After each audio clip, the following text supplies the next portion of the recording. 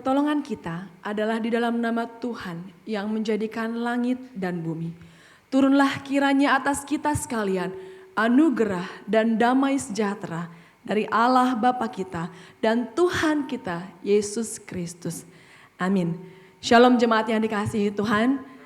Selamat beribadah, selamat hari Minggu. Kita bersyukur, bersuka cita. Sekali lagi Tuhan mengizinkan kita menghampiri tahtanya, beribadah, menikmati hadiratnya. Hari ini kita datang dengan hati yang sungguh-sungguh kita mau menyembah Dia. Kita mau menaikkan pujian, Tuhan yang kukasihi.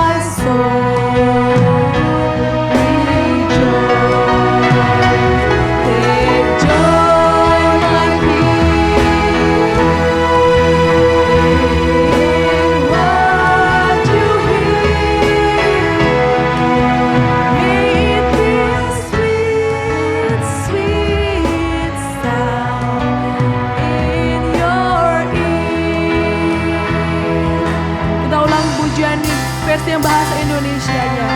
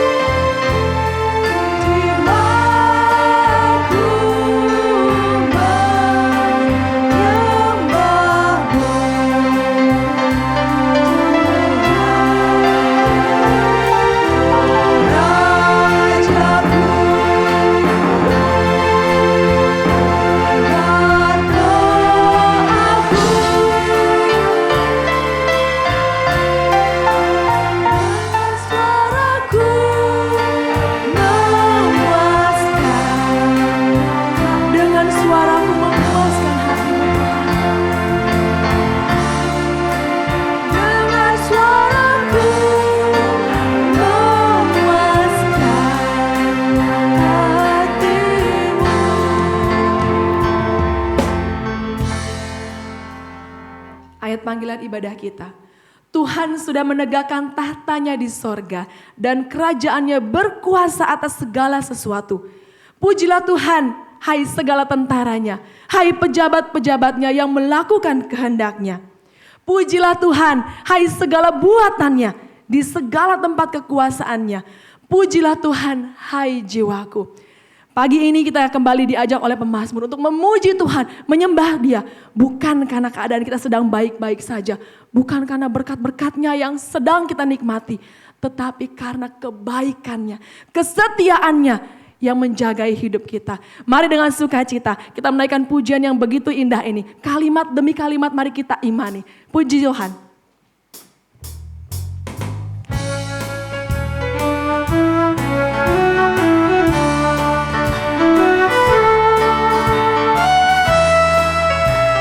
Kita dialah sobat yang setia itu. Hidupku, ku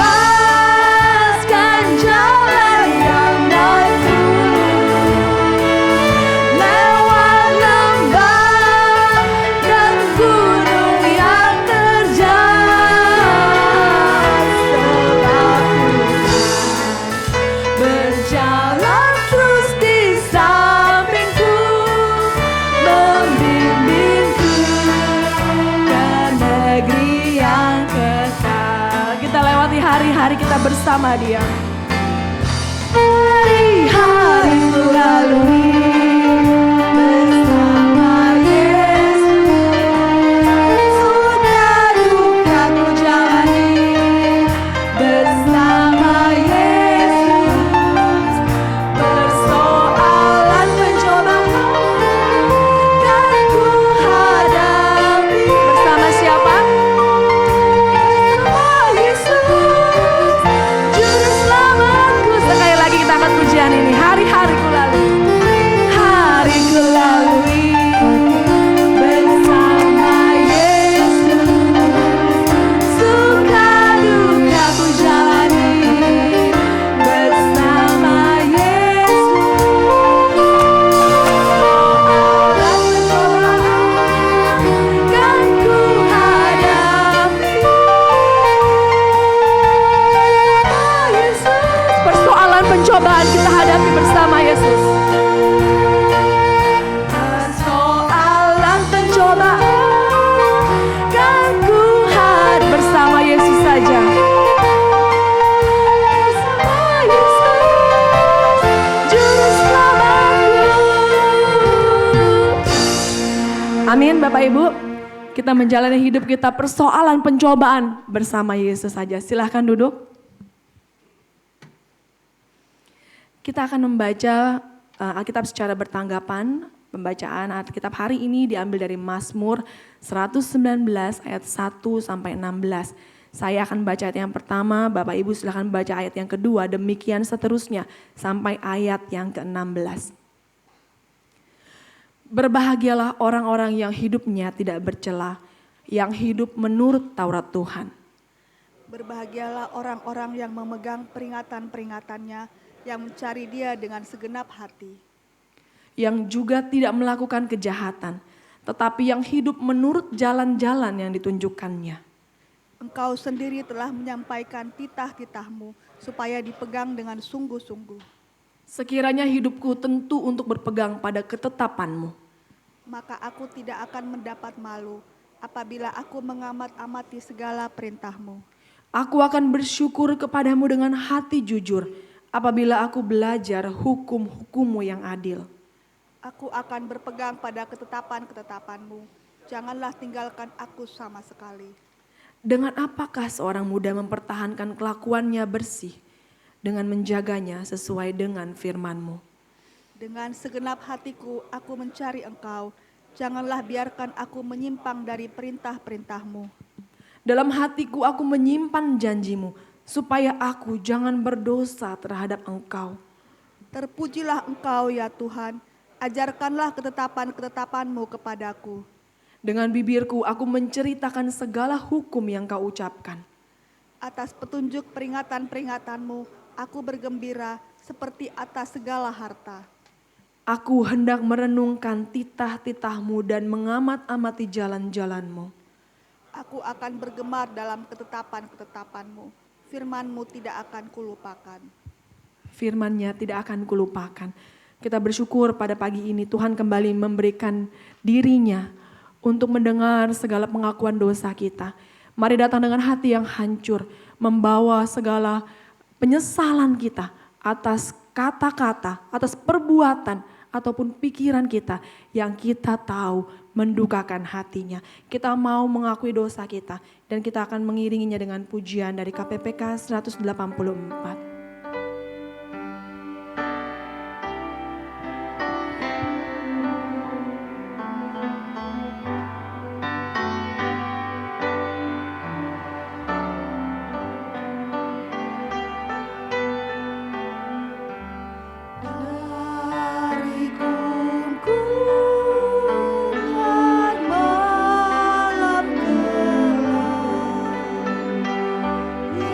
Yesus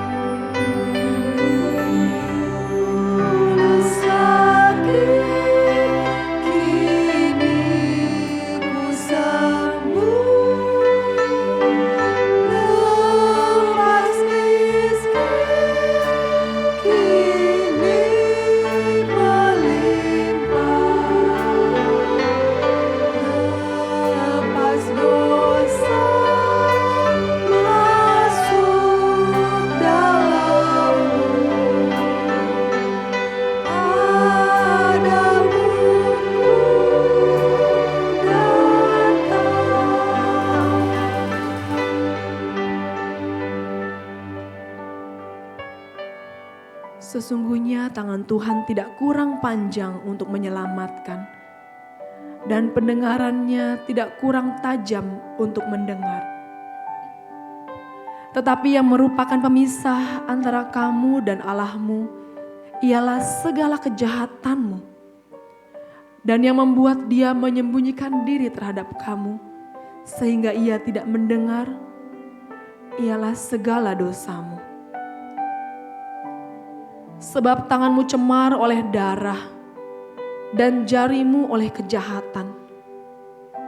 Mulutmu mengucapkan dusta, lidahmu menyebut-nyebut kecurangan. Sungguh, dosa pemberontakan kami banyak di hadapanmu, dan dosa kami bersaksi melawan kami. Sungguh, kami menyadari pemberontakan kami, dan kami mengenal kejahatan kami. Saya mengundang jemaat untuk bangkit berdiri. Kita akan menaikkan ayat yang kedua.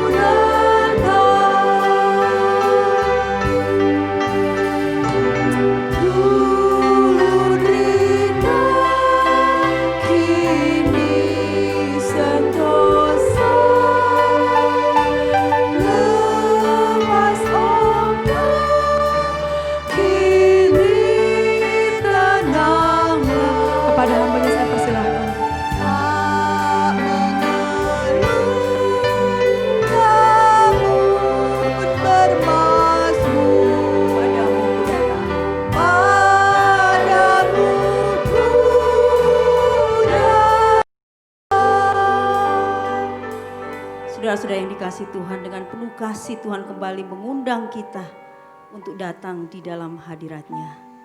Mari kita sungguh-sungguh datang dengan hati yang malu dan hancur, dan dengan hati yang rendah mengakui akan segala dosa dan pelanggaran kita, dan sungguh-sungguh memohon pengampunan belas kasihan daripada Tuhan.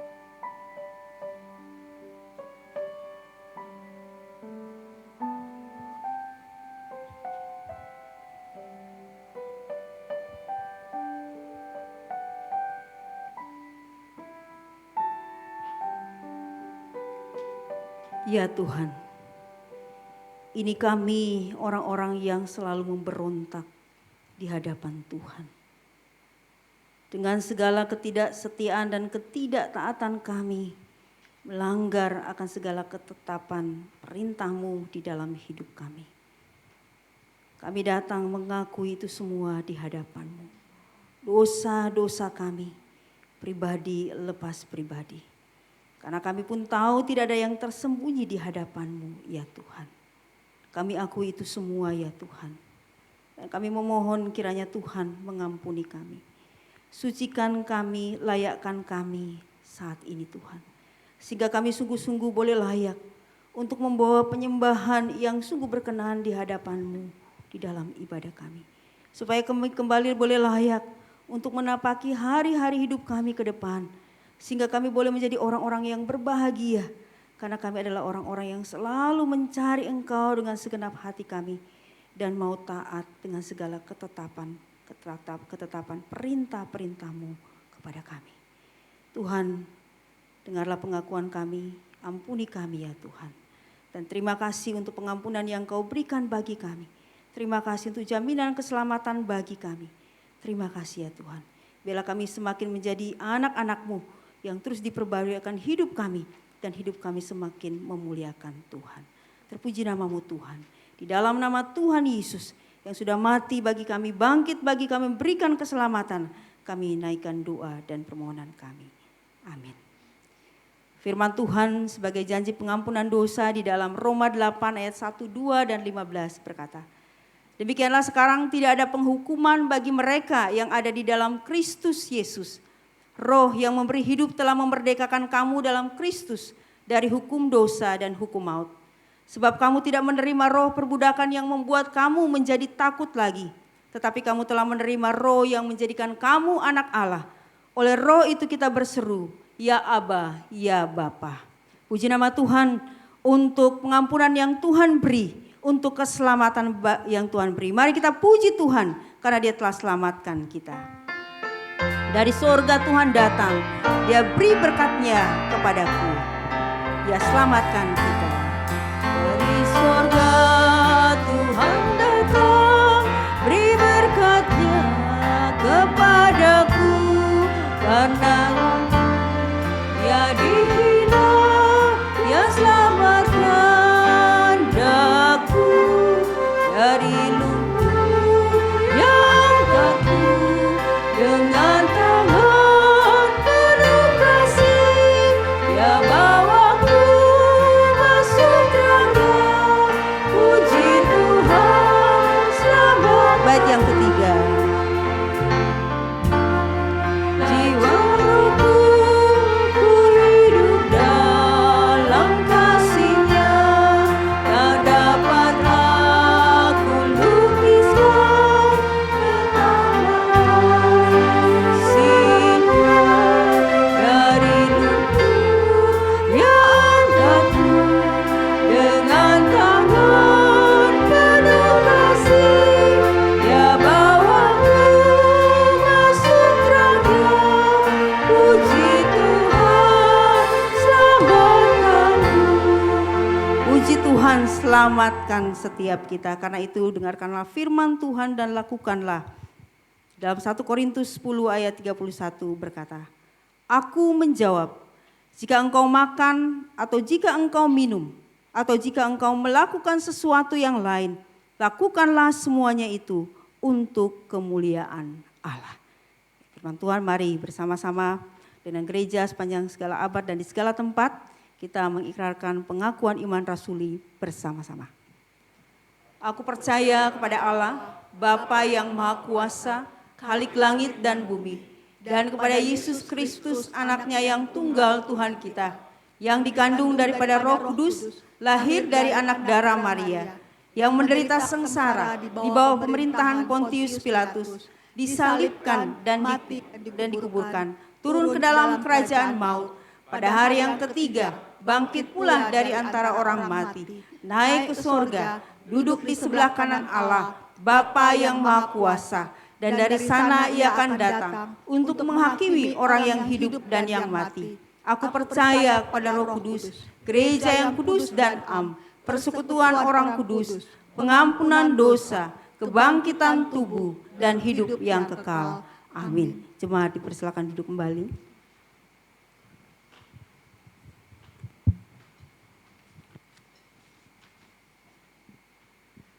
Sekarang tiba saatnya kita untuk menenangkan hati kita, menyiapkan diri kita untuk disirami oleh kebenaran firman Tuhan. Mari kita mempersiapkan hati kita dan mengangkat satu buah pujian. Seperti rusa yang rindu akan sungaimu, maka jiwaku pun rindu Engkau.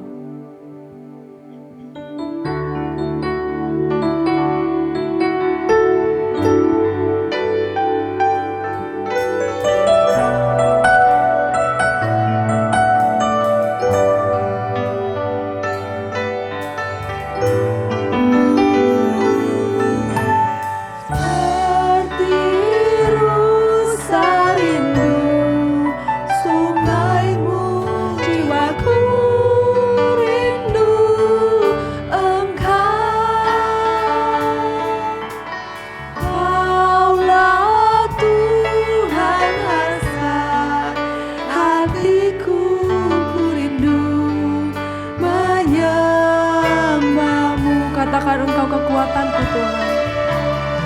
Engkau kekuatan dan perisaiku, kepadamu rohku berserah.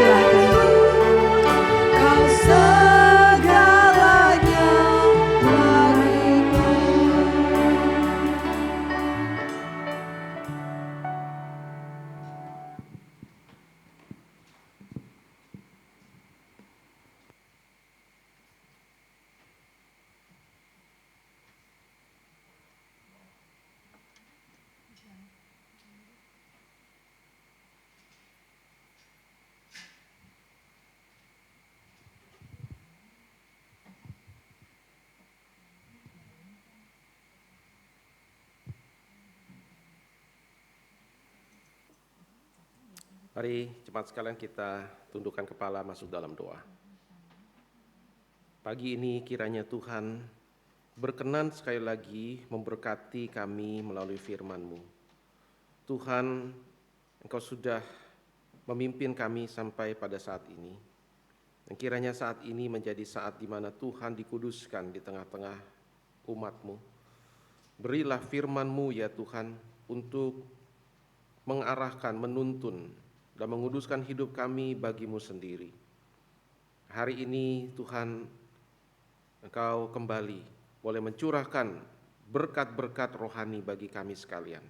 Terima kasih, dengarlah doa permohonan ini.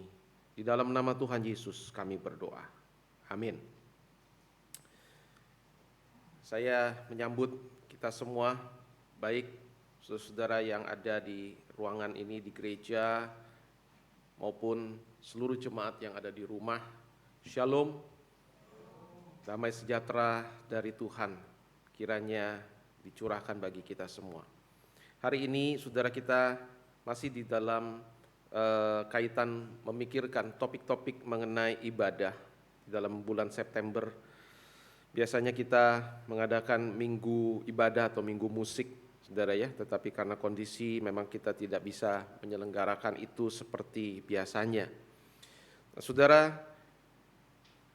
tema hari ini adalah beribadah dalam keseharian dan keseluruhan hidup. Mari kita melihat ada dua bagian firman Tuhan dari 1 Korintus 10 ayat 31 sampai 33. Saya akan membacakannya bagi saudara. Ini adalah perkataan dari Rasul Paulus di dalam suratnya kepada jemaat Korintus.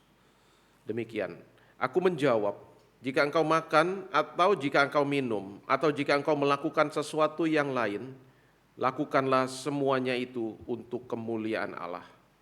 Janganlah kamu menimbulkan syak dalam hati orang, baik orang Yahudi atau orang Yunani maupun jemaat Allah. Sama seperti aku juga berusaha menyenangkan hati semua orang dalam segala hal, bukan untuk kepentingan diriku, tetapi untuk kepentingan orang banyak, supaya mereka beroleh selamat. Satu lagi dari Kolose pasal 3 ayat 22 dan 23. Hai hamba-hamba, taatilah Tuhanmu yang di dunia ini dalam segala hal, jangan hanya di hadapan mereka saja untuk menyenangkan mereka, melainkan dengan tulus hati karena takut akan Tuhan. Apapun juga yang kamu perbuat, perbuatlah dengan segenap hatimu seperti untuk Tuhan dan bukan untuk manusia. Saudara, umumnya kita melihat hidup kita itu di dalam keseharian itu punya banyak bagian, ya. Ada bagian yang disebut pekerjaan, ya. Kita bekerja setiap hari, apakah saat ini kita bekerja di kantor atau kita bekerja di rumah, itu adalah satu bagian, ya, di dalam keseharian kita.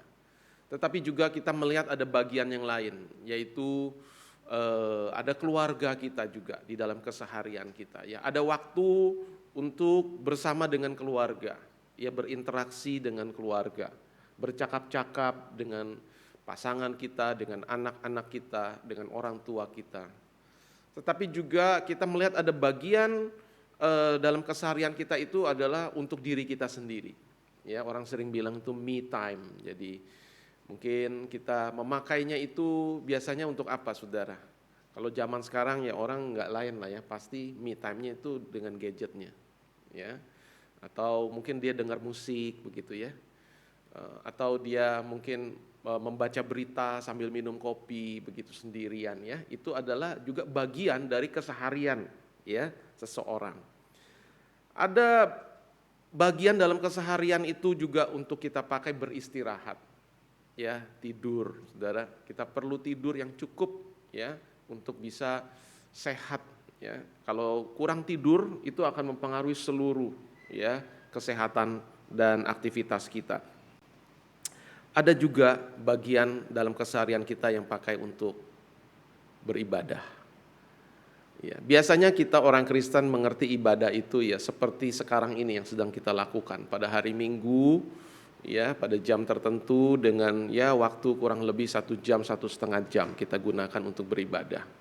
Ya, atau pada waktu ketika kita menyadari kita sedang berdoa, sedang membaca satu bagian dari firman Tuhan dan merenungkannya. Apakah itu kita lakukan sendiri atau bersama dengan keluarga, ya, atau dalam satu persekutuan dengan saudara-saudara seiman. Jadi kita melihat hidup kita itu adalah bagian-bagian, begitu ya. Dan waktu kita bicara tentang ibadah, kita melihatnya juga sebagai salah satu bagian dari keseharian hidup kita, rutinitas kita yang kita jalani ya sehari-hari sepanjang minggu. Nah, Saudara, bagaimana kita perlu mengerti mengenai hal ini secara lebih menyeluruh, lebih utuh, yaitu apakah memang panggilan Tuhan untuk kita menyembah Dia dan beribadah itu merupakan panggilan yang hanya mengambil satu segmen tertentu di dalam hidup kita, dalam keseharian kita. Nah, Saudara, satu hal yang menarik adalah waktu kita membaca surat Paulus tadi, ya di dalam 1 Korintus pasal 10. Saudara, di situ Paulus mengatakan, ya, bahwa kalau kamu makan, kalau kamu minum, atau kamu melakukan apa saja, lakukanlah semua itu untuk kemuliaan Allah. Jadi Paulus bicara pada tataran yang sangat praktis dan sangat sehari-hari, yaitu makan dan minum. Ya. Konteksnya, Saudara, kalau kita melihat, memang ini Paulus sedang membahas mengenai satu situasi yang dihadapi oleh jemaat Korintus.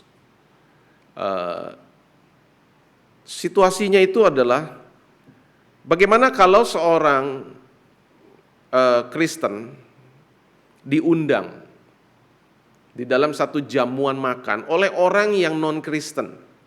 Dalam konteks pada zaman itu adalah orang-orang yang menyembah kepada banyak dewa-dewa. Kalau mereka dihidangkan makanan, mereka makan atau tidak? Karena besar kemungkinan memang itu makanan sebelumnya sudah dipersembahkan, ya, kepada para dewa mereka. Paulus bilang bagaimana? Kalau kamu diundang, dihidangkan makanan dalam satu jamuan oleh orang yang tidak percaya, makan aja.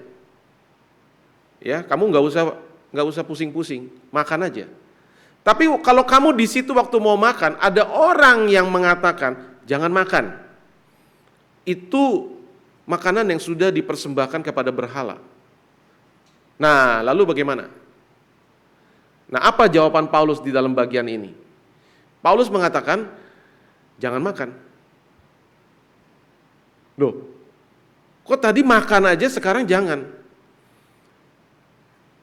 Mungkin ada pemikiran dari orang Korintus yang mengatakan, loh saya kan sudah percaya kepada Yesus. Saya nggak terpengaruh sama gitu-gituan. Ya, saya juga nggak percaya begitu-begituan. Ya. Kenapa sekarang kalau ada orang yang bilang jangan makan, kebebasan saya menjadi dibatasi karena orang itu. Nah, dalam bagian inilah Paulus mengatakan, aku menjawab, kalau kamu makan atau minum atau melakukan apa saja, lakukanlah itu untuk kemuliaan Allah. Nah, Saudara, memang konsep kemuliaan Allah ini adalah konsep yang tidak mudah untuk dijelaskan. Tetapi secara sederhana saja dalam bagian ini, kalau kamu makan, minum, dan melakukan apa saja, lakukanlah itu untuk memuliakan Allah. Bagaimana Allah itu bisa dimuliakan? Melalui makan dan minum. Nah, Saudara perhatikan ayat di dalam 1 Korintus 10 ini, ayat 32 kembali lagi tadi. Di situ Paulus mengatakan, janganlah kamu menimbulkan syak di dalam hati, baik orang Yahudi atau orang Yunani maupun jemaat Allah. Jadi apa yang dimaksud Paulus di sini? Maksud Paulus justru, kalau kamu makan, walaupun ada seseorang yang mengatakan jangan makan, karena dia tahu itu makanan yang sudah dipersembahkan kepada berhala, dan dia tahu kamu itu orang Kristen. Artinya apa? Artinya dia berasumsi kalau kamu orang Kristen, kamu nggak boleh makan makanan yang sudah dipersembahkan kepada berhala. Yang mengatakan ini siapa? Nggak disebut oleh Paulus. Jadi ada beberapa penafsiran.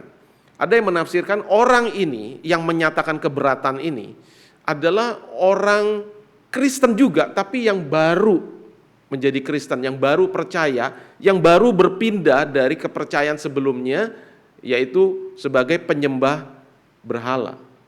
Jadi waktu dia berubah menjadi Kristen, sekarang dia mau mendedikasikan hidupnya sepenuhnya, hatinya kepada Yesus, kepada Kristus. Jadi dalam pikiran dia, kalau dia sekarang sudah Kristen, dia gak boleh lagi ya seperti dulu begitu. Makan makanan yang dia tahu itu sudah dipersembahkan pada dewa-dewa. Dan dia ngelihat ya saudara seimannya mau makan, maka dia bilang jangan makan. Seperti itu. Ya, ada juga yang menafsirkan dari ayat 32 ini, mungkin di dalam jamuan itu juga ada orang lain, bukan Kristen tapi orang Yahudi yang diundang. Nah, orang Yahudi ini tahu ya ada orang Kristen mau makan persembahan berhala, orang Yahudi itu juga bilang, jangan makan loh. Ya. Itu makanan yang sudah dipersembahkan kepada berhala. Tapi kalau kamu nggak peduli, kamu makan saja, kamu akan menimbulkan syak. Apa maksudnya syak? Menimbulkan kegoncangan hati nurani. Kenapa hal ini bisa terjadi? Dan ini bisa membawa memang akibat yang buruk.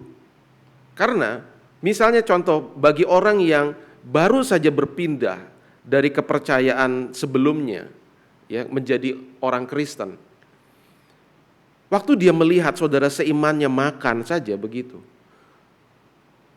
dia bisa tergoncang hati nuraninya, dia bisa berpikir, kok begitu ya? Oh boleh ya malah. Lalu dia berpikir, oh kalau gitu apa bedanya ya? Sekarang sudah menjadi Kristen sama belum menjadi Kristen pengikut Kristus. Apa maksudnya jangan-jangan dewanya sama, Allahnya sama, Tuhannya sama aja. Saudara, itu bisa membawa orang itu pada akhirnya jatuh ke dalam dosa, sinkritisme. Itulah yang Paulus jelaskan di dalam hal ini. Kalau kamu melakukan segala sesuatu termasuk makan dan minum, lakukan itu untuk kemuliaan Allah. Dan apa hal yang memuliakan Allah? Hal yang memuliakan Allah adalah tidak menjadi sandungan bagi orang lain. Itu memuliakan Allah. Hal yang memuliakan Allah adalah membuat hati orang lain, dalam hal ini orang lain yang baru menjadi percaya, itu dikuatkan, diteguhkan hatinya, imannya oleh perbuatanmu. Jadi justru dalam bagian ini, hal yang memuliakan Allah itu justru apa? Jangan makan dan jangan minum. Konteksnya. Ya, tapi Paulus di sini bicara mengenai memang soal makan dan minum. Tapi persisnya adalah justru kamu harus melakukan itu untuk memuliakan Allah dengan cara kamu jangan makan justru. Kalau ada saudara seimanmu itu mengatakan kepadamu jangan makan. Sebab itu makanan sudah dipersembahkan kepada berhala. Kamu tidak menjadi sandungan bagi dia, bagi saudaramu yang masih baru itu. Nah, saudara, jadi seperti itu. Maka kalau kita melihat ya secara lebih umum, melakukan sesuatu untuk kemuliaan Allah itu artinya menjaga hidup kita sedemikian supaya tidak menjadi sandungan bagi orang lain.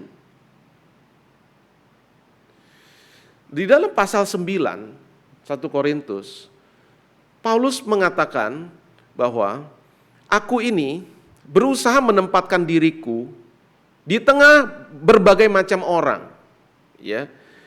Bagi orang Yahudi, aku berusaha ya hidup sebagai orang Yahudi.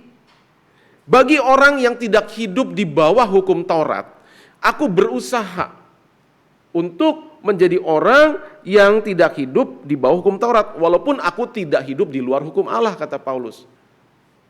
Ini adalah prinsip akomodatif. Ya, bukan artinya kompromi, saudara ya. Tapi di sini Paulus berusaha menempatkan diri di dalam hal-hal yang memang tidak prinsipil, yang tidak melanggar perintah dan firman Tuhan. Dia berusaha untuk fleksibel. Di dalam hal ini soal makan gak makan, dia gak makan pun gak apa-apa. Maka Paulus katakan, lakukan itu untuk kemuliaan Allah.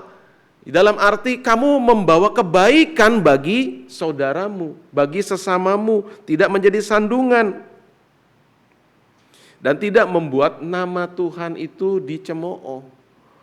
Waktu orang lain lihat, misalnya ada orang Yunani juga di situ, oh orang Kristen makan juga toh ya, sama aja sama kita toh. Jadi nama Tuhan itu dicemooh melalui perbuatan yang meyakini bahwa saya bebas bisa melakukan itu. Nah, saudara, jadi saudara kita semua dipanggil ya untuk menjalani semua aktivitas keseharian kita begitu rupa supaya apa? Supaya kita bisa menjadi berkat bagi orang lain, bahkan melalui segala sesuatu yang kita lakukan, orang lain itu bisa mengenal Kristus dan beroleh selamat. Itu yang dikatakan Paulus di ayat yang ke-33. Aku berusaha menyenangkan semua orang. Bukan artinya Paulus itu seorang penjilat. Tetapi dalam hal ini prinsipnya adalah dia tidak ingin menjadi sandungan sehingga nama Tuhan itu dicemooh dan kesaksian Injil itu ditolak hanya karena dia tidak bisa menempatkan diri. Begitu, tidak bisa bersikap ya menahan diri supaya tidak menjadi sandungan bagi orang lain, khususnya yang belum percaya. Karena di sini Paulus jelas mengatakan apa? Untuk kepentingan orang banyak supaya mereka beroleh selamat.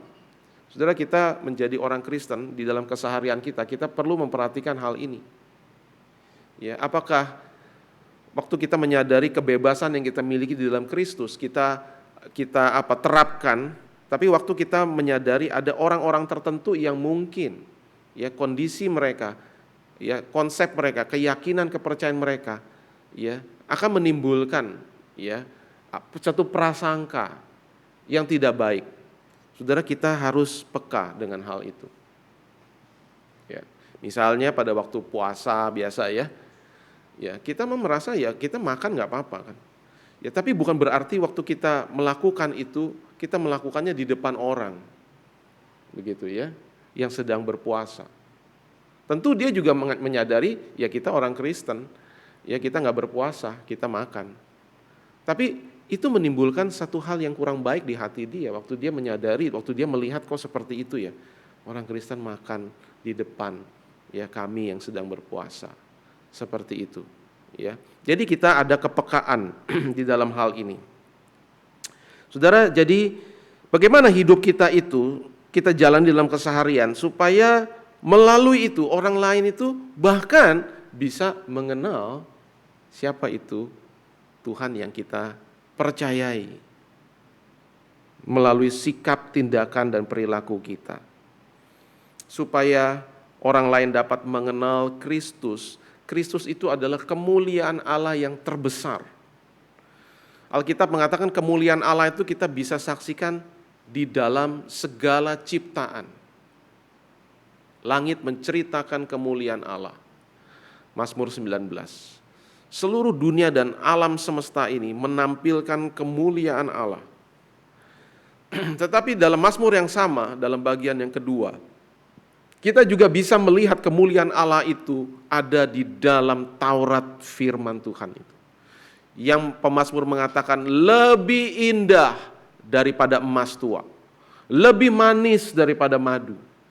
Firman Tuhan itu adalah penyataan kemuliaan Allah. Dan yang terbesar, kemuliaan Allah itu ada pada diri anak tunggal Allah, yaitu Yesus Kristus. Jadi bagaimana supaya orang bisa mengenal Yesus Kristus, itulah orang mengenal kemuliaan Allah. Dan waktu kita termasuk makan dan minum, artinya dalam segala aktivitas keseharian kita. Termasuk waktu kita ngobrol, waktu kita bekerja, waktu kita berinteraksi, segala hal. Saudara ya, bagaimana supaya itu bisa menjadi kesaksian yang baik bagi nama Yesus melalui hidup kita, keseharian kita. Apakah kita sebagai pekerja, apakah kita sebagai pengusaha, apakah kita sebagai seorang mahasiswa, apakah kita sebagai profesional mungkin ya, dokter atau mungkin ahli satu bidang tertentu, ya, atau bahkan mungkin seorang atlet, ya. Nah, ada seorang atlet Amerika, ya, namanya Tim Tebow. Nah, orang ini ya cukup terkenal. Dia dulu pemain sepak bola American football. Jadi bukannya soccer, tapi American football. Ya, dia pernah bergabung di Liga Nasional, ya, sepak bola Amerika, NFL, kalau saudara tahu ya, National Football League. Ya.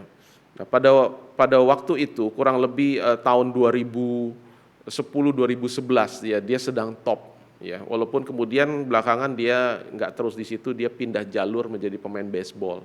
Nah, yang menarik adalah Tim Tebow ini adalah seorang yang sangat open dengan iman Kristennya, ya.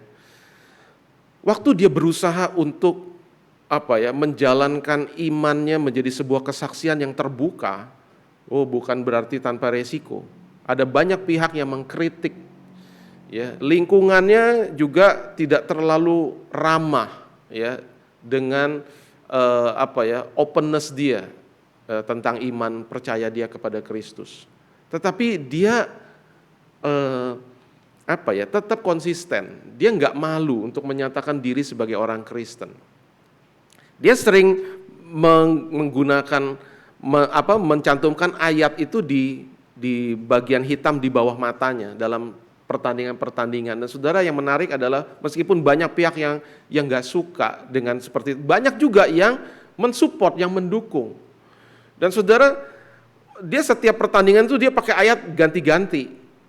Nah, saudara, yang terjadi adalah yang menarik, oleh karena memang dia terkenal, dia hebat, banyak penonton itu yang akhirnya penasaran, itu ayat apa? Jadi sampai buka ayat, saudara. Karena apa? Karena seorang Tim Tebow yang selalu waktu tampil di pertandingan dia muncul dengan ayat. Saudara, jadi banyak orang jadi pengen tahu itu ayat apa ya. Jadi sampai mereka itu buka Alkitab. Saudara, memang ini satu yang unik ya, yang luar biasa.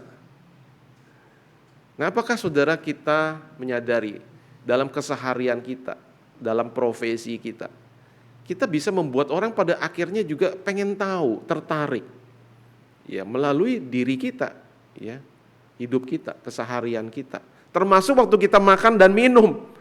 Artinya itu sesuatu yang sangat praktis, ya, termasuk bagi dia seorang atlet, ya, dia bertanding. Tapi bukan hanya sekedar itu, saudara, justru menampilkan satu kesaksian melalui apa yang dia lakukan dalam kesehariannya. Saudara, di dalam sejarah banyak sekali orang Kristen itu, ya, saintis Kristen, saudara, yang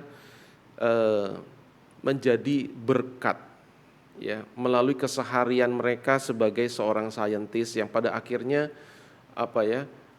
menghasilkan satu karya-karya yang bisa menjadi berkat bagi dunia.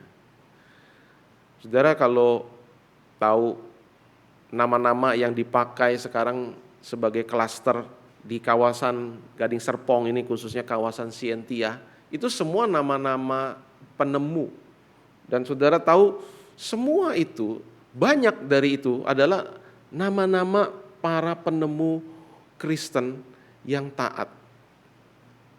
Kita memang prihatin, ya, kalau dalam perkembangan kemudian saintis dan penemu atau ilmuwan-ilmuwan dan akademisi Kristen itu nampaknya kurang terekspos, saudara, ya. Sebenarnya banyak sampai hari ini juga, tetapi kita mungkin lebih jauh mengenal yang dulu-dulu, ya, seperti misalnya Faraday, ya, Michael Faraday,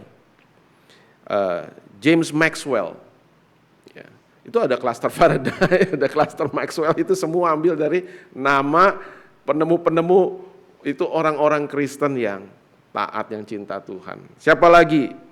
Saudara, yang paling besar adalah Isaac Newton. Ya, ada klaster Newton. Ya, John Dalton, ada klaster Dalton. Blaise Pascal, ada klaster Pascal. Itu dipakai. Mungkin kita nggak tahu bahwa mereka semua itu adalah orang-orang Kristen yang committed kepada Kristus. Ya, ada juga Samuel Morse. Dulu ada yang namanya kode Morse ya, melalui telegraf gitu ya. Nah itu penemunya adalah Samuel Morse, itu adalah seorang Calvinis. Dan itulah yang mereka lakukan melalui hidup mereka di dalam karya-karya mereka. Ya mereka mah saintis Pak, tapi gimana dengan kami yang biasa-biasa saja? Saya mungkin hanya sebagai ibu rumah tangga. Nah saudara, jangan menganggap sepele hal ini. Ibu rumah tangga itu kesehariannya adalah mengurus rumah tangga, ya, mengurus anak-anak. Saudara, Tim Tebow ini dia memang adalah seorang anak misioneri baptis, ya, yang melayani di Filipina. Jadi waktu dia kecil, dia memang nggak sekolah di sekolah umum, tapi dia homeschooling. Dan yang menangani homeschooling dia itu adalah mamanya. Jadi itulah masa-masa pembentukan iman dia waktu dia masih kecil, homeschooling sama mamanya. Dan itu menjadi fondasi pertumbuhan iman dia sampai dia dewasa. Dan dia kemudian bisa menjadi seorang atlet yang melalui kesaksian hidupnya, ya, dia bisa menyaksikan tentang Kristus. Saudara jangan lupa, Tuhan kita itu ada seorang mama yang namanya Maria yang mengasuh, yang mendidik, ya, yang membesarkan. Bahkan sampai Kristus di atas kayu salib, Maria itu memberikan dukungan dan support. Jadi saudara, di dalam keseharian kita, itulah sebenarnya yang kita harus lihat sebagai ibadah kita. Bukan saja pada waktu kita datang pada hari Minggu, ya, jam 7:30 atau jam 10. Saudara, itulah penyembahan kita di dalam keseharian yang kita lakukan. Saudara, ya. Melakukan segala sesuatu untuk kemuliaan Allah, itu kalau kita bisa artikan secara luas juga, adalah satu kesadaran bahwa kita juga turut partisipasi, turut ambil bagian di dalam pekerjaan Allah di tengah dunia ini. Melalui apa? Melalui keseharian kita yang kita lakukan, makan, minum, bekerja, bersosialisasi dengan orang, termasuk melayani, ya, yang mendatangkan kebaikan bagi orang lain. Ya, kebaikan itu luas. Ya. Bisa mendatangkan apa? Bahwa kebaikan itu bisa artinya keadilan, bisa artinya kebenaran, bisa artinya perdamaian, bisa artinya kesejahteraan, ketentraman.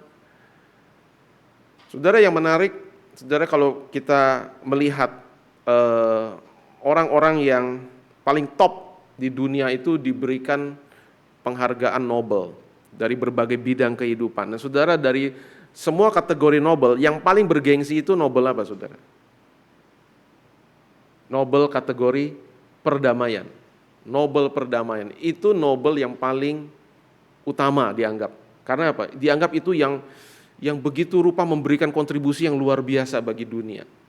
Nah, kalau saudara googling, saudara, penerima Nobel perdamaian, itu yang menarik ya. Sejak dari awal mula diberikan itu tahun 1902 sampai terakhir 2019 ya. Itu semuanya adalah orang Kristen. Dari berbagai denominasi, ada yang dari Presbyterian, ada yang dari Lutheran, ya, ada yang Metodis, ada yang Baptis, ada yang Pentakosta, termasuk juga ada yang dari Roma Katolik. Saudara, semua adalah orang-orang Kristen. Ini sesuatu yang kita berpikir ya, bahwa orang Kristen itu memberikan kontribusi yang luar biasa di tengah dunia ini. Dan kita jangan melihat bahwa wah mereka. Banyak mereka itu sebenarnya juga bukan orang-orang yang sampai bagaimana, tapi mereka menjalankan peran mereka dengan kesadaran. Itulah yang mereka bisa perbuat, menjadi berkat dalam apa yang mereka bisa lakukan dalam hidup mereka. Nah, saudara, bagaimana dengan makan, minum yang tidak ada kaitannya dengan orang, tapi dengan diri kita saja? Ya, kita makan, minum untuk diri kita. Kita tidur untuk diri kita. Ya, kita bersantai, berekreasi untuk diri kita. Bagaimana itu bisa membawa kemuliaan bagi Allah? Saudara, itu juga tetap bisa. Walaupun kita lakukan untuk diri kita. Dengan satu kesadaran waktu kita melakukannya bahwa Tuhan itulah sumber segala yang baik. Segala sesuatu yang baik yang kita bisa nikmati, itu sumbernya dari Tuhan. Sehingga itu membawa rasa syukur. Dan itu memuliakan Tuhan. Ya. Saudara bisa tidur dengan nyenyak. Saudara bisa bangun dengan tubuh yang segar. Saudara bersyukur enggak? Saudara anggap itu biasa kali ya. Coba saudara tanya orang yang insomnia. Ya, betapa susahnya bisa tidur ya sampai harus makan obat. Jadi kadang kita enggak menyadari ya. Bahkan persoalan tidur pun bisa membawa kemuliaan bagi Tuhan waktu kita menyadari ya, kalau kita bisa tidur itu benar-benar adalah berkat Tuhan. Kalau kita bisa pergi jalan-jalan, semua mungkin sekarang sudah sangat menantikan kapan nih kita bisa pergi jalan-jalan lagi ya. Pernah nggak saudara waktu jalan-jalan tuh saudara sungguh-sungguh bersyukur dan berterima kasih memuji Tuhan untuk kesempatan bisa jalan-jalan? Ya, atau kita pikir ya sudah begitu saja ya, kita punya uang, ya ada kesempatan, ya sudah kita nikmati. Ya. Pernah nggak kita benar-benar menyadari itu kita harus bersyukur, ya. Kalau kita bisa makan mengecap rasa yang enak gitu ya, itu kita bersyukur. Ya, coba lihat orang sakit ya, makan tuh semua nggak enak rasanya. Tapi apakah orang kalau sakit juga nggak bisa waktu dia makan mengucap syukur? Bisa juga memuliakan Tuhan. Waktu dia menyadari walaupun dia sakit, dia tetap bisa makan. Ya. Dia bisa makan obat, dan obat itu kemudian masuk dan bisa bekerja, dan dia bersyukur memuji Tuhan. Bahkan makan seperti itu pun juga bisa membawa kemuliaan Tuhan kalau kita memang menyadari itu, bahwa semua yang baik itu berasal dari Tuhan dan itu membawa pujian dan syukur kita kepada Tuhan. Saudara, kita melihat kepada Kolose sekarang. Kalau Kolose itu memang konteksnya adalah relasi pekerjaan, kalau mau dikatakan ya. Ya memang pada waktu itu budak dan tuan, ya hamba dan tuan. Jadi ya sebenarnya lebih kepada pada waktu itu orang melihat hamba itu ya bekerja, ya melayani tuannya atau majikannya. Nah tentu saja seperti yang sudah dikhotbahkan pada bagian surat Petrus beberapa waktu lalu. Jadi tidak sedikit juga tuan-tuan atau majikan itu yang keras, ya, yang tidak berperi kemanusiaan, yang bengis, ya, yang jahat, ya, yang suka mengabuse. Tapi bahkan dalam kondisi budaya pada waktu itu, Rasul Paulus mengatakan, ya, kalau kamu sebagai hamba, kamu bekerja bukan saja untuk apa? Ketika ada tuanmu, ada majikanmu untuk menyenangkan mereka. Tapi waktu tidak ada, kamu melakukan yang sebaliknya. Mungkin kamu sumpah serapah dan sebagainya. Tidak, kamu tetap harus menunjukkan dengan ketulusan, dengan segenap hati, karena kamu takut sama Tuhan. Bukan sama majikan, bukan sama atasan yang tidak baik, yang tidak menyenangkan. Lalu ayat 23, apapun juga yang kamu perbuatlah itu seperti untuk Tuhan, bukan untuk manusia. Ini juga kalau kita mau lihat dalam tataran yang sangat sehari-hari, yang sangat praktis. Apapun juga yang kita lakukan, waktu kita baca buku, waktu kita tidur, waktu kita makan, ya, kita lakukan itu seperti untuk Tuhan, bukan seperti untuk manusia. Walaupun waktu kita bekerja di kantor, ya kita bekerja untuk manusia, untuk atasan kita, untuk perusahaan. Tapi kita lakukan tuh dengan kesadaran yang jauh lebih dari itu, yaitu kita melakukan ini untuk Tuhan, seperti untuk Tuhan. Maka saudara, kita akan memiliki satu cara pandang yang membawa perubahan dan implikasi yang sangat besar. Ya, waktu kita melakukan kegiatan sehari-hari, kita nggak melakukannya secara biasa atau ya karena kita merasa terpaksa saya harus melakukan ini. Tidak. Tapi kita akan melakukannya dengan cara yang terbaik, dengan segenap hati dan ketulusan. Kenapa? Karena kita tahu kita melakukannya untuk Tuhan, bukan untuk manusia. Ya, itu akan sangat mempengaruhi cara kerja dan juga kualitas pekerjaan kita di dalam keseharian kita. Saudara, sebenarnya apa yang dibalik ini semua yang sebenarnya harus mendorong kita sebagai orang Kristen untuk menyadari bahwa itulah sebenarnya ibadah kita kepada Tuhan. Nah, saudara, kita melihat 2 ayat terakhir dari Roma pasal 12 ayat 1. Saudara, Roma 12 ini menjadi satu nasihat Paulus setelah Paulus memaparkan mengenai rencana dan tindakan penyelamatan Allah atas manusia yang sudah jatuh dalam dosa. Dan Allah lakukan itu di dalam dan melalui anaknya Yesus Kristus. Maka Paulus mengatakan, demi kemurahan Allah yang telah menyatakan kasih-Nya di dalam Yesus Kristus yang telah mati bagi kamu. Aku menasihatkan kamu supaya kamu mempersembahkan tubuhmu, hidupmu, keseharianmu sebagai persembahan yang hidup, yang kudus, yang berkenan kepada Allah. Itu ibadahmu. Saudara, persembahan yang hidup itu sesuatu yang memang tidak mungkin terjadi pada masa-masa ibadah dalam perjanjian lama, di mana seseorang yang mau datang menghadap Allah, dia harus membawa persembahan korban binatang yang disembelih dan dicurahkan darahnya, artinya binatang tersebut, korban tersebut mati. Tapi waktu di sini Paulus mengatakan persembahkan tubuhmu yang hidup.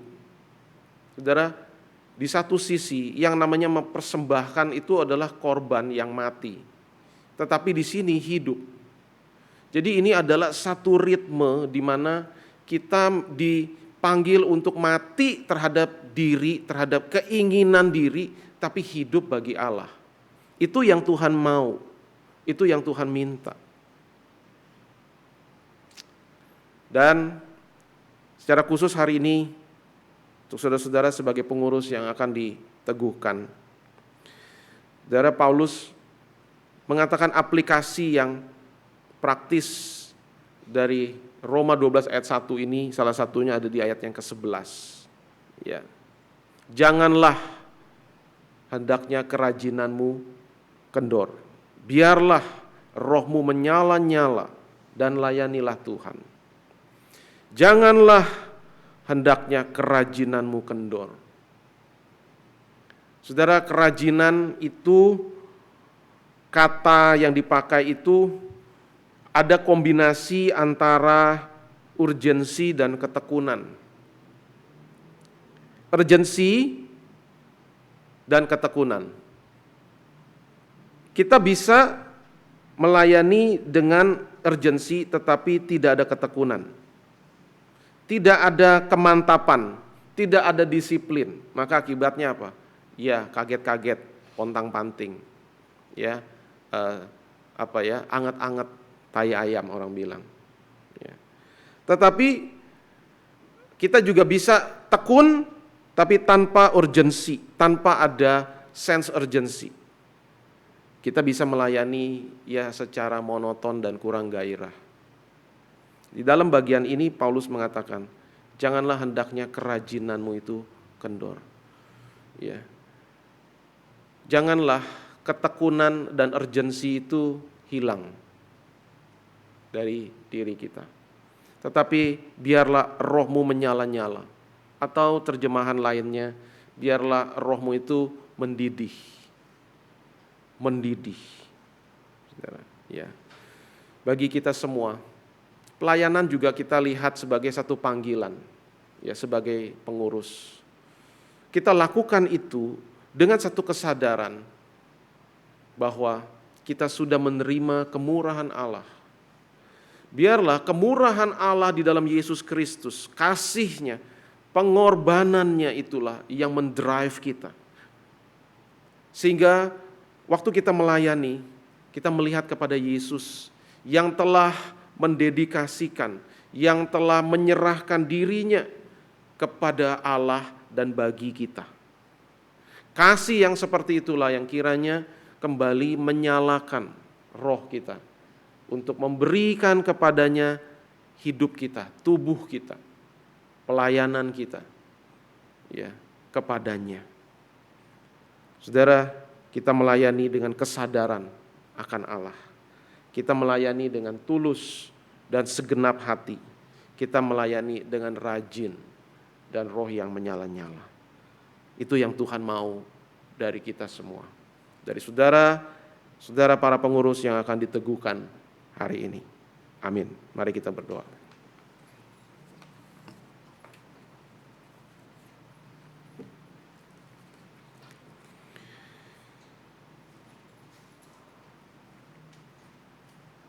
Ya Tuhan, kami bersyukur untuk keselamatan yang Engkau karuniakan bagi kami. Dan keselamatan-Mu itu terus boleh ada sampai pada hari ini. Keselamatan-Mu itu juga mengubah hidup kami. Keselamatan-Mu itu yang bekerja di dalam diri kami sampai pada saat ini. Dan kiranya sekali lagi keselamatan-Mu itulah yang menolong kami juga untuk terus menyembah dan beribadah. Bukan hanya dalam satu bagian dari hidup keseharian kami, melainkan di dalam keseluruhan keseharian hidup kami. Kami menyerahkan firman-Mu ya Tuhan, kiranya sekali lagi Engkau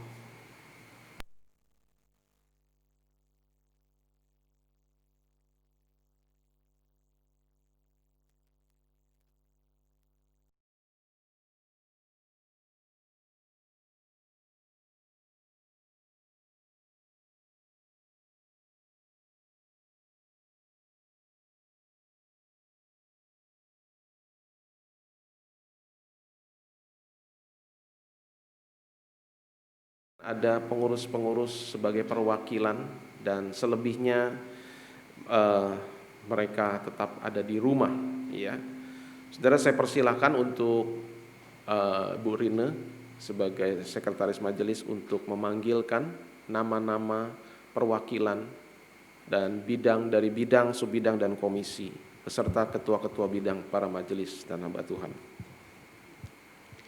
Ya, Bapak Ibu yang dikasihi Tuhan, dimintakan ketika saya membacakan nama untuk maju ke depan dan yang ada di rumah bisa berdiri ya untuk mengikuti peneguhan.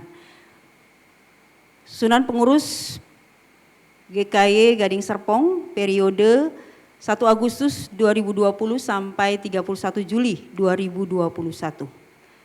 Bidang ibadah, Ketua Ibu Caroline Ruru, Subbid Kebaktian Umum, Analia Tanuwijaya, Budi Peng, Effendi, dan Analia Tanuwijaya. Subbid Kebaktian Doa, Ketua Penatua Caroline Ruru, Anggota Bapak Calvin Karim Gofar, Ibu Linawati Kohar, Analia Tanuwijaya, Ibu Tan Fatma, dan Ibu Yuliana Suharja Seke. Subbid Liturgi dan Musik, Ketua Penatua Sindianto, Anggota Ibu Julia Sutanto, Bapak Sugiarto, dan Bapak Hendra Mulyawan.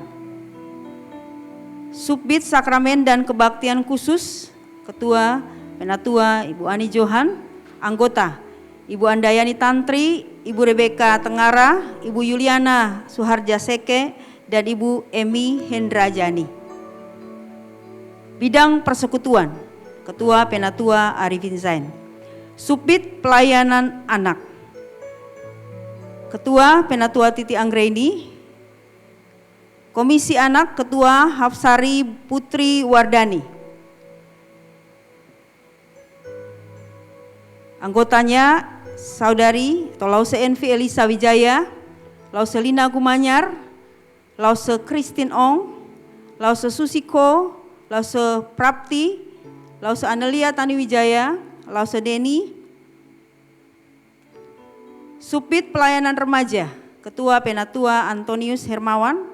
Anggota sebagai Ketua Angel Putri Hyong, Veronica Seke, Excel Sebastian, Kesia Cordelia, Juan Christian Kurniawan, Grace Riana Zain. Subbid Pelayanan Pemuda, Ketua Penatua Antonius Hermawan, Ketua Pemuda Christian Hosana, anggotanya Cynthia Christine, Lea Franking Zagoto, Analia Tanuwijaya, Abi Stefanus Limeta, Gabriel Neveret, Titus Kristiano, Anglia Longkutoy, Yusuf Pribandono. Bidang sarana, bidang pelayanan dewasa, Penatua Herawati Kurniawan sebagai Ketua. Komisi Wanita, Ketua Ibu Fatmatan.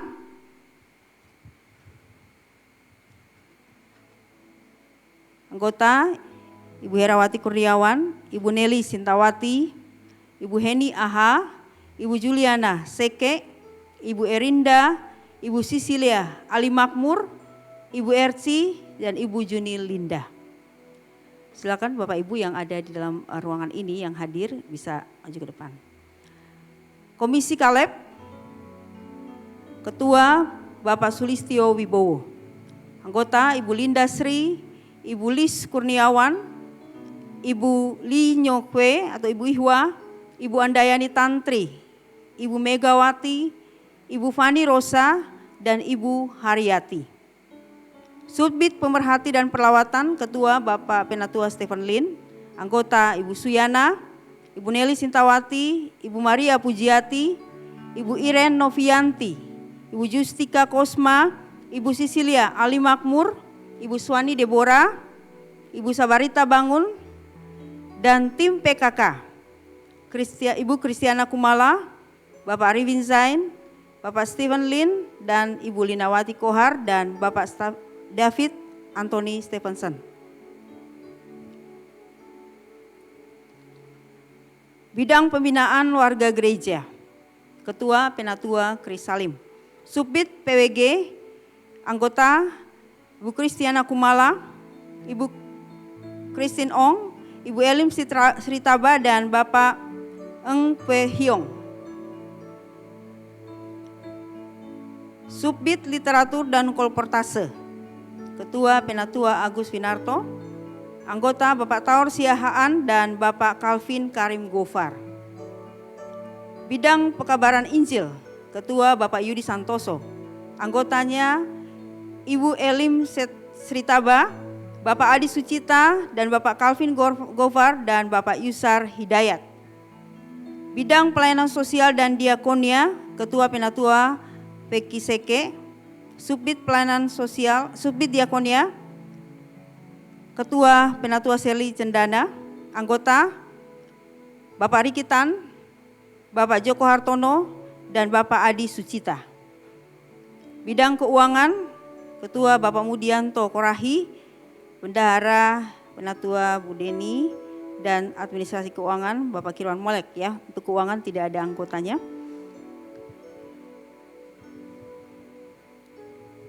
Terakhir, bidang sarana dan prasarana, Ketua Penatua Hance Kurniawan, Subit Sarana dan Prasarana, Ketua Penatu Hancur Kurniawan, anggota Bapak David Stephenson, Bapak Sulistio Wibowo, Bapak Adi Sucita, dan Bapak Lau Paulim. Untuk bidang personalia, ketuanya Penatua Bu Mariamti, tidak ada anggotanya. Baik, saudara-saudara yang dikasihi Tuhan, dalam ibadah kita hari ini, kita akan mengangkat dan meneguhkan di hadapan Tuhan dan jemaat-Nya, saudara-saudara yang akan mengambil bagian dalam pelayanan sebagai pengurus, bidang, subbidang, dan komisi untuk masa pelayanan periode 2020-2021. Untuk maksud itu, kita perlu mengetahui dan mengerti bahwa Majelis Jemaat telah mempercayakan pelayanan ini kepada saudara-saudara untuk melaksanakan panggilan dan tugas berbagai bidang pelayanan sesuai dengan maksud dan kehendak Tuhan. Untuk dapat memenuhi panggilan dan tugas berbagai bidang pelayanan tersebut, maka Majelis Jemaat mengangkat dan melantik saudara-saudara anggota, pengurus bidang, subbidang, dan komisi. Dalam melaksanakan panggilan dan tugas yang dipercayakan, maka pengurus bidang, subbidang, dan komisi bertanggung jawab secara penuh kepada Majelis Jemaat. Masa pelayanan badan pengurus komisi, bidang, dan subbidang satu periode ialah 1 tahun. Berkenaan dengan pengangkatan dan peneguhan saudara-saudara, maka saya harap saudara tampil ke depan dan menjawab pertanyaan-pertanyaan berikut ini. Saudara yang kekasih dalam Tuhan Yesus Kristus, dengarlah pertanyaan-pertanyaan yang diajukan kepada saudara dan jawablah di hadapan Tuhan dan jemaat-Nya. Apakah saudara-saudara merasa terpanggil oleh Tuhan untuk mengambil bagian dalam pelayanan sebagai badan pengurus? Apakah saudara-saudara berjanji bahwa dalam melaksanakan pelayanan ini, saudara senantiasa akan bersumber dan berdasar pada ketaatan akan firman Tuhan yang tertulis dalam kitab Perjanjian Lama dan Perjanjian Baru? Apakah saudara-saudara berjanji bahwa dalam melaksanakan segala rencana dan kegiatan pelayanan selalu berpedoman kepada tata gereja, sinode Gereja Kristus Yesus, dan peraturan-peraturan yang telah ditetapkan oleh Majelis Jemaat? Apakah saudara-saudara berjanji melaksanakan pelayanan yang dipercayakan kepada saudara-saudara dengan penuh kasih dan tanggung jawab? Apakah jawab saudara sekalian? Berdasarkan jawaban tersebut, saya meminta supaya semua saudara-saudara yang akan diteguhkan untuk mengucapkan pernyataan ikrar janji jabatan secara bersama-sama. Dimulai.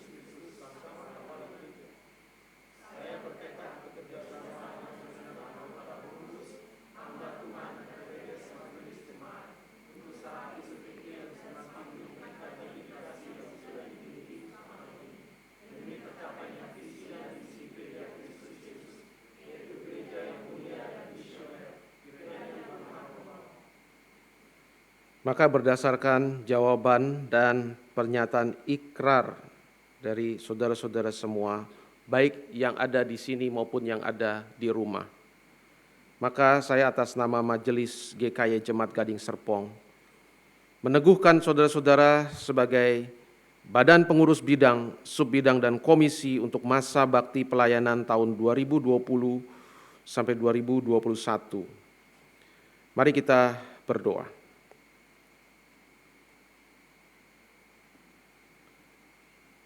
Tuhan, Engkau sendirilah yang memanggil setiap anak-anak-Mu ke dalam berbagai-bagai pelayanan yang mulia di tengah-tengah gereja-Mu, menjadi partner bersama-sama dengan Engkau sendiri mengerjakan pelayanan ini. Tuhan, kiranya Engkau yang meneguhkan mereka dengan kuasa-Mu, dengan anugerah-Mu, di dalam nama Bapa, Anak, yaitu Yesus Kristus, dan Roh Kudus. Kiranya Engkau sendiri yang mengobarkan roh mereka, sehingga roh mereka boleh menyala-nyala, melayani Tuhan dengan rajin, dengan penuh ketulusan dan kesungguhan. Kiranya Engkau memampukan dan menyanggupkan mereka dengan segala karunia yang mereka butuhkan dan yang Engkau berikan kepada mereka. Dan kiranya Engkau sendiri yang memampukan mereka untuk melakukan tugas pelayanan ini seperti ikrar yang mereka sudah ucapkan di hadapan-Mu dan jemaat-Mu. Dengarkanlah ya Tuhan, ini doa hamba-Mu. Demi nama Tuhan Yesus Kristus, hamba berdoa. Amin. Ketua Majelis, Bapak Tony akan menyerahkan surat pengangkatan kepada salah seorang perwakilan dari anggota pengurus yang diteguhkan pada hari ini. Saya persilahkan untuk Pak Tony Ruswandi. Saya persilahkan untuk Bapak Riki ya sebagai perwakilan untuk boleh maju ke depan. Ya, silakan.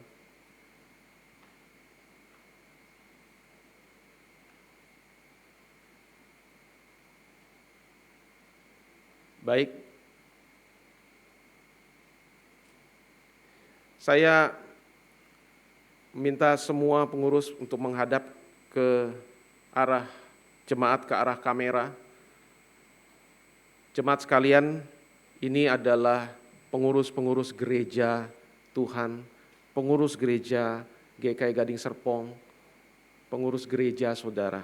Dukunglah dalam doa dan kasih, dan mari bersama-sama kita melayani Tuhan.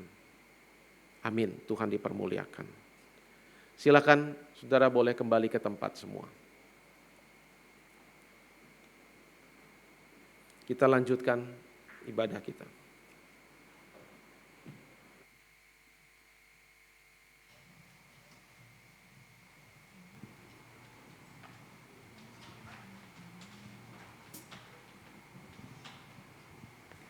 Selamat melayani untuk setiap pengurus yang baru saja diteguhkan. Kiranya Tuhan menolong, memampukan, dan memberikan kekuatan. Pada saat ini kita akan mengumpulkan persembahan. Mari siapkan gadget Bapak Ibu, handphone Bapak Ibu. Untuk jemaat yang ada di rumah, QR Code dan nomor rekening gereja akan tertera di layar. Dan untuk setiap jemaat yang hadir di gereja, ada barcode yang sudah tertempel di depan kursi Bapak Ibu. Mari siapkan hati kita, meskipun tidak secara langsung kita memberikan persembahan, tetapi kita mau hati kita juga kita siapkan dengan sungguh-sungguh memberi yang terbaik bagi Tuhan. Kita akan mengiringi persembahan kita dari KPPK 347, yang pandai sembah ilmu.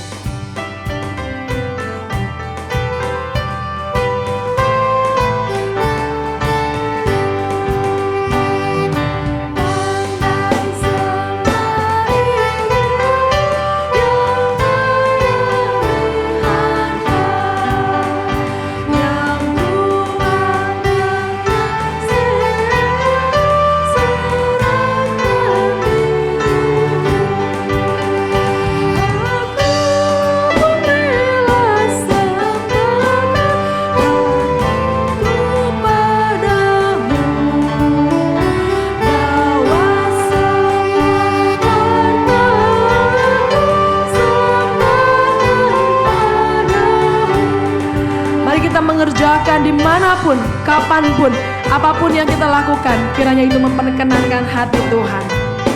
Ayat ketiga.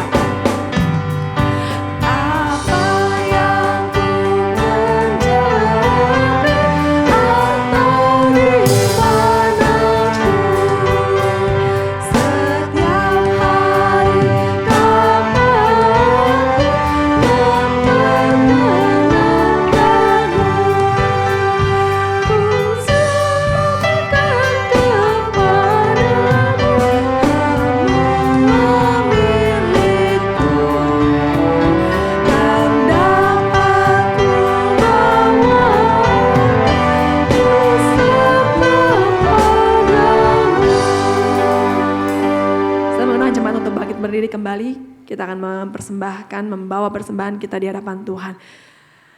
Tuhan, inilah apa yang kami miliki, yang terbaik yang sudah kami berikan kepadamu.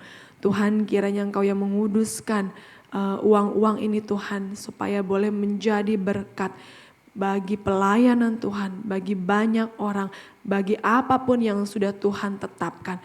Tuhan, kami berdoa untuk pengurus yang akan mengelola keuangan gereja kami, persembahan yang sudah kami kumpulkan ini, kiranya mereka dapat mengelolanya dengan baik, dengan penuh hikmat dan tanggung jawab di hadapan Tuhan. Dan kami juga berdoa untuk setiap pengurus yang hari ini diteguhkan, yang menyerahkan dirinya untuk melayani Tuhan dengan lebih maksimal lagi pada tahun ini. Bagi gereja kami Tuhan, Engkau yang menolong dan memampukan mereka. Terima kasih Tuhan, terima kasih untuk ibadah yang boleh kami nikmati hari ini. Terpuji namamu, di dalam nama Yesus kami berdoa dan bersyukur. Amin. Jemaat saya persilakan dulu kembali, kita akan mendengarkan berita penggembalaan.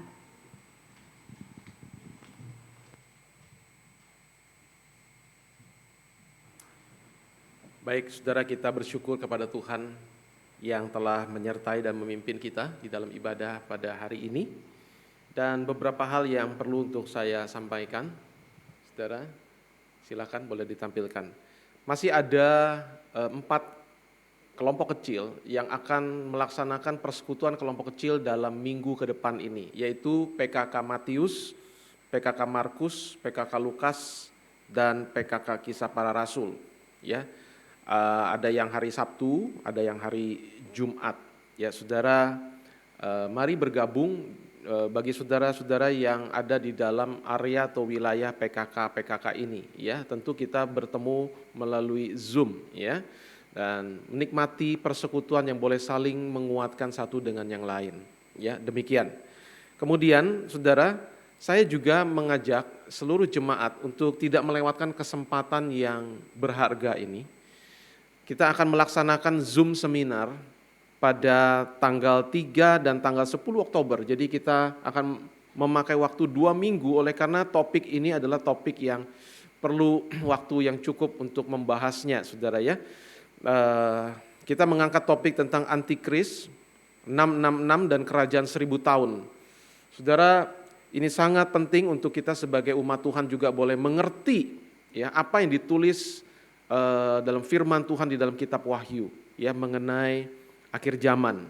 Jadi saudara bisa mendaftar melalui QR code ya atau melalui Google Form. Ya, kalau saudara merasa butuh bantuan, saudara bisa menghubungi Tata Usaha ya di nomor yang tercantum di screen saudara. Demikian ya. Kemudian masih terus diinformasikan saudara yang mau bergabung dengan grup WhatsApp gereja, saudara bisa info ke nomor yang tertera ya, 0811 sekian. Kemudian saudara juga bisa mengunjungi website gereja www.gkygds.org. Ya, demikian. Ya, baik, kita akan akhiri ibadah pada hari ini, kita bangkit berdiri, kita masuk di dalam doa syafaat. Mari kita berdoa.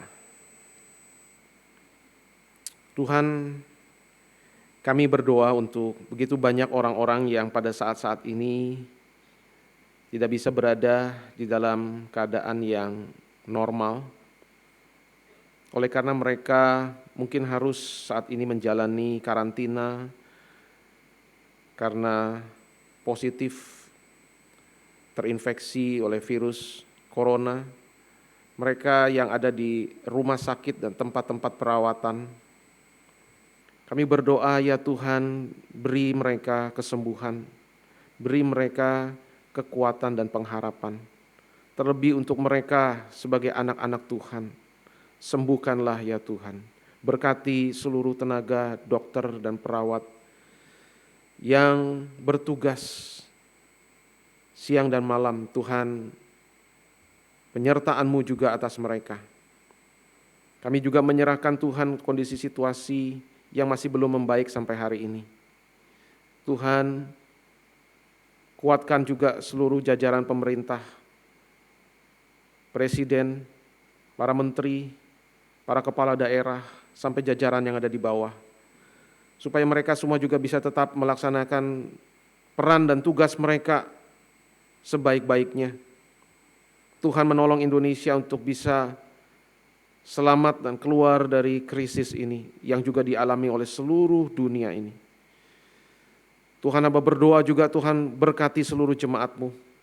Berkat-Mu kiranya tidak berkurang di tengah kondisi seperti ini. Tuhan tetap menyatakan pemeliharaan-Mu dan kasih setia-Mu dalam tiap-tiap kehidupan anak-anak-Mu ya Tuhan, dalam rumah tangga dan keluarga, dalam studi anak-anak, di dalam setiap bidang pekerjaan dan usaha yang digeluti oleh jemaat-Mu. Hamba berdoa Tuhan, curahkan berkat-Mu. Terima kasih Tuhan, ini seru doa dan permohonan kami. Demi nama Tuhan Yesus kami berdoa. Amin. Kita akhiri dengan pujian doksologi.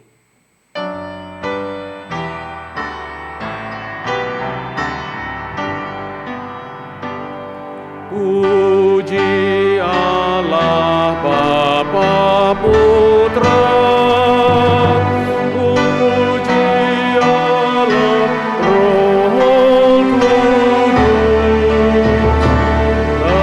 ketiganya yang esa. Pohon selamat sumber berkat.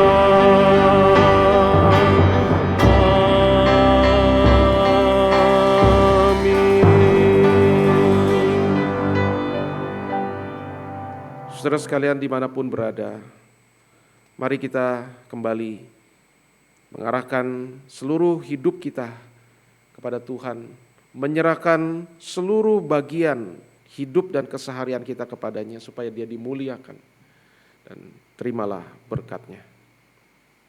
Kiranya kemurahan, kebajikan, kasih setia dan berkat dari Allah Bapa di dalam Yesus Kristus Tuhan, dan penyertaan, pendampingan dan tuntunan dari Roh Kudus menyertai saudara semua hari ini sampai Tuhan Yesus datang dan sampai selama-lamanya.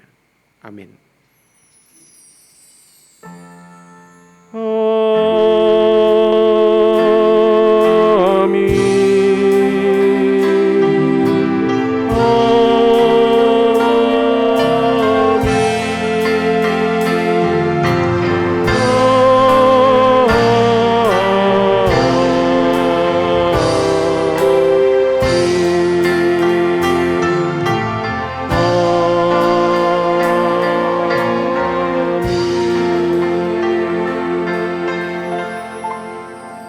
Silakan duduk, Tuhan memberkati, ibadah selesai, doa teduh.